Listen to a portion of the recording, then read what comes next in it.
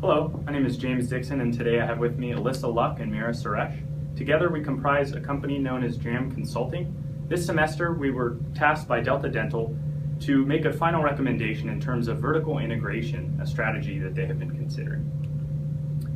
To do this, we looked at some key questions. These included, what are the benefits and risks of vertical integration for Delta? What does a timeline look like for Delta Dental? So when would we start this process and what would it look like along the way? What are some potential threats that are arising from issues that are currently happening in Mexico, which we'll discuss in just a few minutes? How should this be funded? Are we going to look at venture capital, outside banks? Or is this something that we're looking to fund strictly with Delta Dental capital?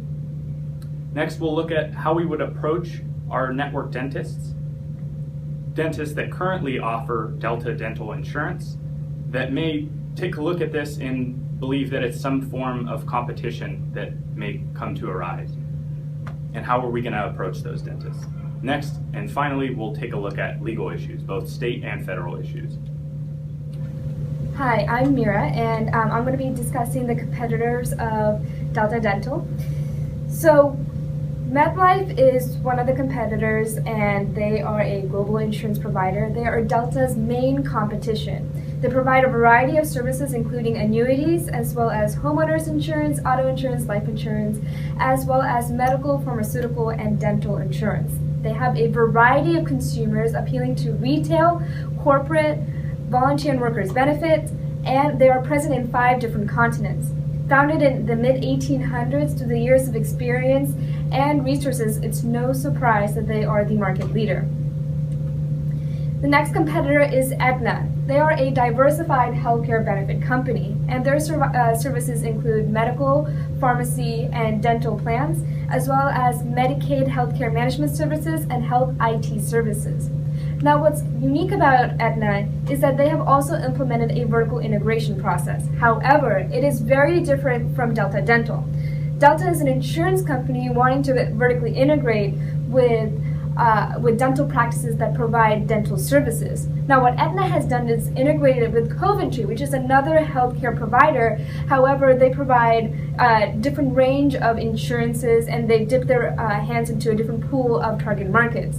So what that's done for Aetna, it has increased their core range of services, diversified their healthcare plans, and it has also significantly broadened their global network. Both these competitors have taken risks to be leaders in the dental insurance industry. They have expected growth within the next 5 years, which is why it's especially crucial for Delta Dental to implement this vertical integration strategy to have a competitive advantage. So I will be discussing the blind sides that Delta Dental needs to look out for. Now, implementing a vertical integration strategy is not an easy task. There are going to be obstacles along the way. Now, JAM Consulting has considered all these potential impediments and is trying to prepare for any of these elements or hindrances to come about. First aspect is the legalities. Because vertical integration is a new concept, we want to ensure that there are no legal obstructions for Delta Dental to be paving the way with this new business model. The second is reformation in the industry occurring in Mexico. We wanted to identify what is exactly occurring in Mexico and if that process can transfer over to the United States. Is that something that Delta's competitors are capable and interested in doing? That would entail that Delta needs to act super fast or can take their time in integrating this vertical integration process.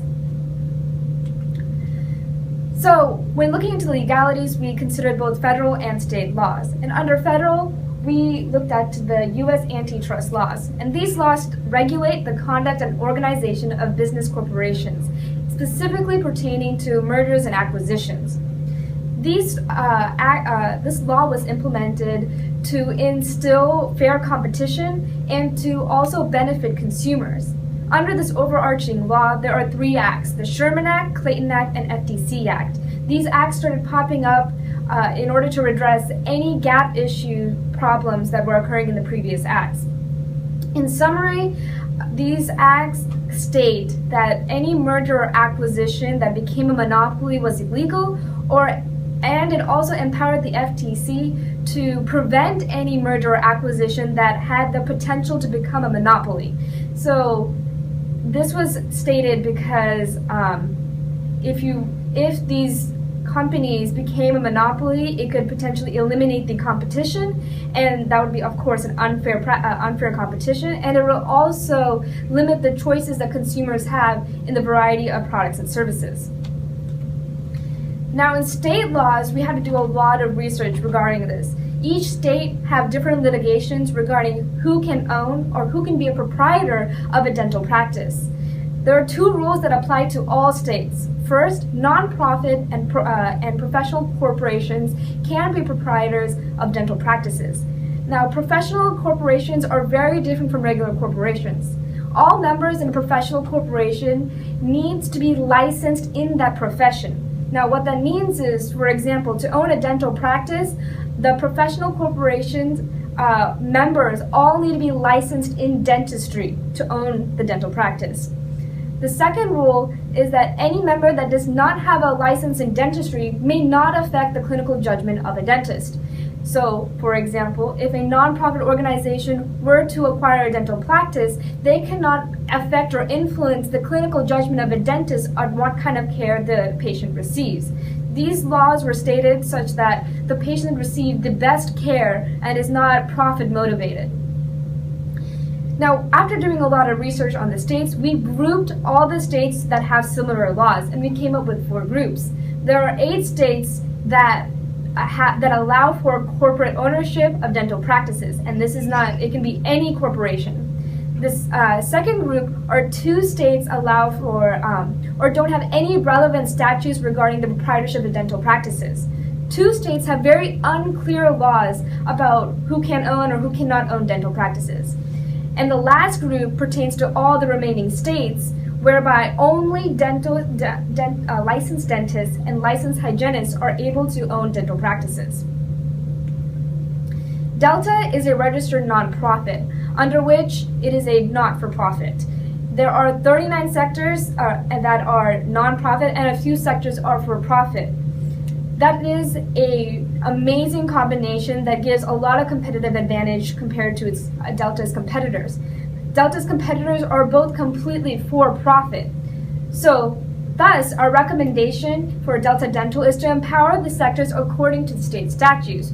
What that means is, for the states that allow for corporate proprietorship, that Delta empowers their for-profit sectors, and for the states that don't allow corporate proprietorship, that Delta empowers their non-profit sectors. So they cover all the states in the United States. So now to discuss about Mexico. What's currently occurring there?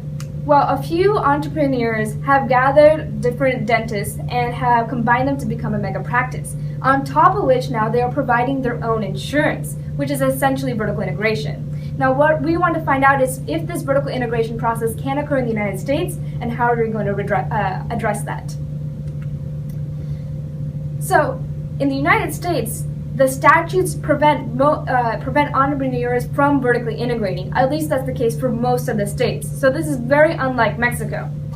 The second is that Delta's competition are handicapped to vertically integrate due to the statutes of the states, meaning that since MetLife and Aetna are both for-profit companies, they cannot vertically integrate in a majority of the states. Now, what if a group of dentists decide to group together and start providing their own insurance? Well, JAM Consulting has considered this as well. Excuse me.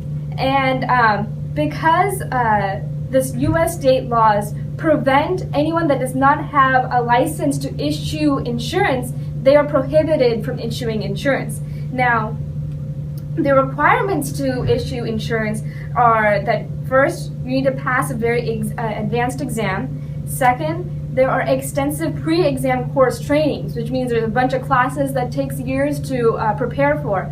And also, there are post-exam course trainings that every 2 years, insurance providers need to go to a class to update themselves on the laws and regulations regarding insurance providing. So this is all a huge disincentive for dentists to be licensed to also provide insurance. Now, one concern that Delta Dental should be a bit concerned about is the 8 states that do allow for corporate ownership, because that does facilitate their competitors to take advantage of that situation. To address this, we have also thought of a solution. Delta ought to pioneer this strategy in those 8 states. We want to direct more of our resources in those states so that their company is more established there. And this would give a strong hold on the competition. And on the meantime, we also want to slowly expand the nonprofit sector based on how much revenue and profit we're looking at. To ensure a smoother transition for Delta to completely change their infrastructure, we thought of a few supporting additions to integrate into the team. First is the legal team to respond to any potential legal accusations or inquiries, because after all, this is a new concept. Also, we want to implement a public relations team to swiftly respond to any bad publicity or claims that Delta is being unfair in terms of competition, or unfair to the rights of dentists, or even the patients. The goal, the PR team's goal, is to remind everyone that this integration process is to benefit the consumers. It's supposed to make things easier for dentists, and also remind everyone that Delta still has its nonprofit goals. Another team is the B2B partnership marketing team. Now, they will be facilitating and negotiating partnerships and mergers with the dentists, entrepreneurial dentists. Another is the political connections. So for the states where they do not allow for corporate ownership, we want to slowly begin to change that and to empower the for-profit sector. Having a political connections could assist in doing that. And lastly, having an advisory committee of dentists. This is to address any potential backlash that Delta might experience from dentists or dental associations. This would accomplish what is best for everyone by making the best educated step, or what kind of actions that Delta needs to take.